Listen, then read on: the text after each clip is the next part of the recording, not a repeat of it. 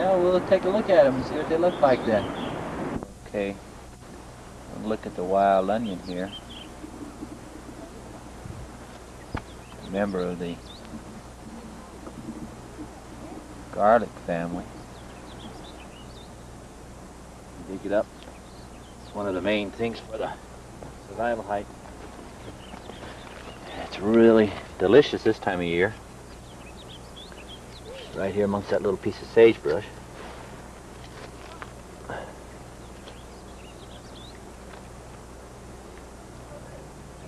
It's not very large. At this time of year, it's really succulent. Here we have the tuber. And the end here is just like a salad onion. It's so delicious right now. You can break off this whole thing this time of year and eat it in the stews, salads. Very, very good. Very tender. The onion is best in the stew. Later on, it'll be all blossomed out. The second session, boys and girls won't get to have such a nice tender piece of vegetable.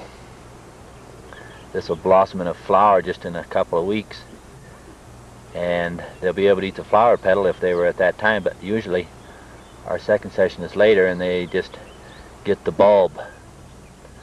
Same with a lot of the young succulent plants we'll look at here shortly.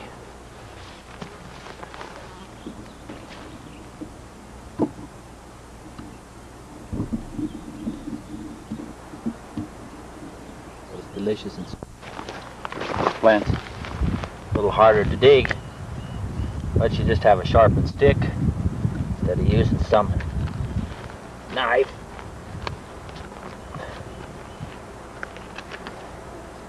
This has a very good tuber later on in the year.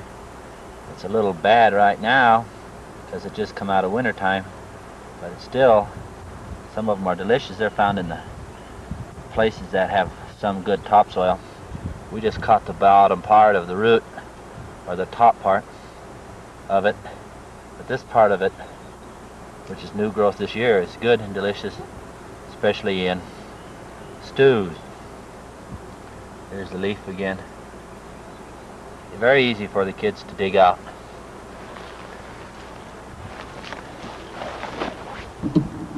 Here's another delicious plant this time of year.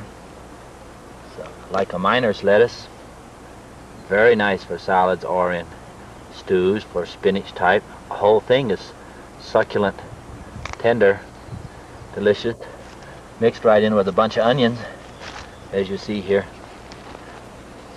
The gathering of herbs on the survival hike is actually the best part, rather than trying to hunt, because there's so much to eat.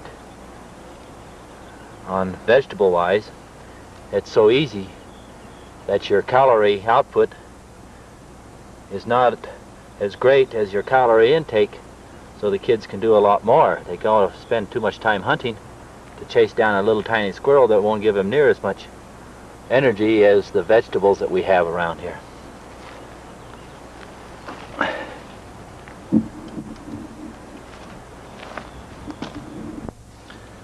Later on in the year, especially during hunting season, we have lots of berries, or during September. This is the Oregon grape. These will all be full of sweet but pungent Oregon grapes. Very good for making jellies and whatnot for the ladies. At this time of year, however, just the flower petals are edible, as are all flower petals, like the daisy here, whatever this young yellow one is. Oops. And of course, this pretty blue one. Takes a lot of flower petals, however, to make up for a lot of calories, but still, they're there and very easy to pick this time of year.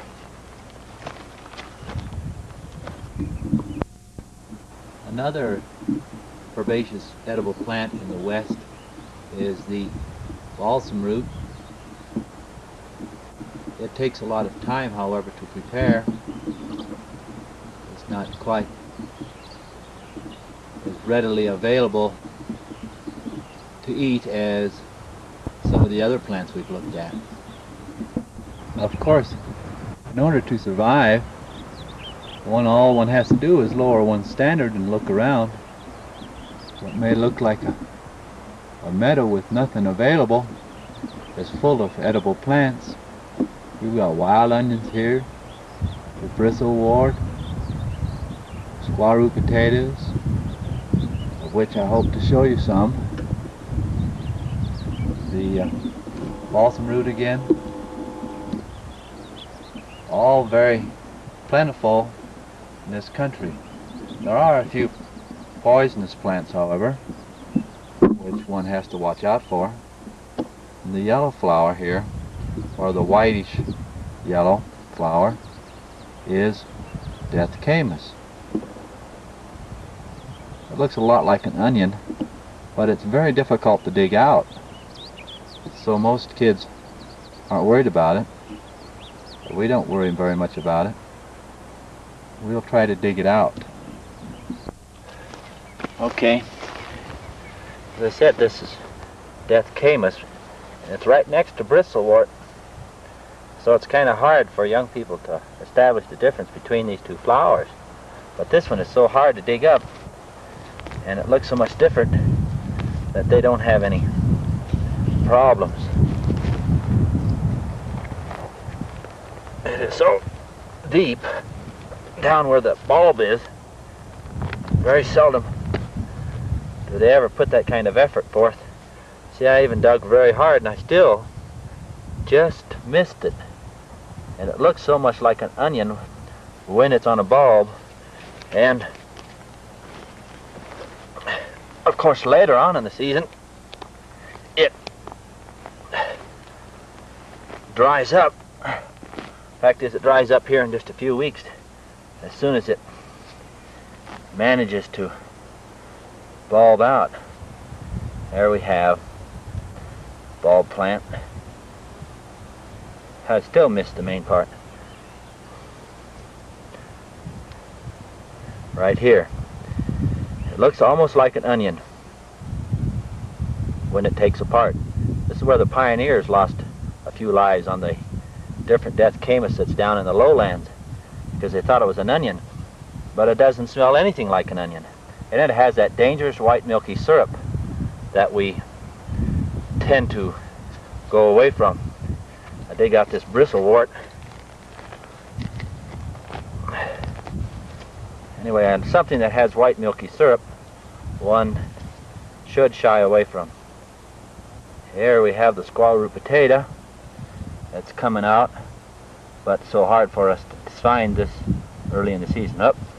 I missed the bristleworts thing, but the onion is here, and of course if it doesn't taste like an onion or smell like an onion, it isn't an onion. And that's one of the things we always look forward to, or look for, in finding a plant that's supposed to be edible. Of course, there's always an exception to the rule with the white sap. The dandelion, our lawn's most common enemy, is that exception. And of course we have dandelion greens here, plus another one. Dandelions are the campers. Dandelion greens, plus right now the flowers are palatable, but the young dandelion greens are extremely good for salad or for stew, spinach type stuff.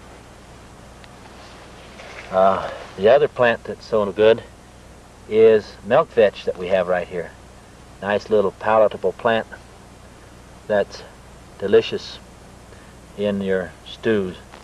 Of course, when most broadleaf plants are young like this, they're good.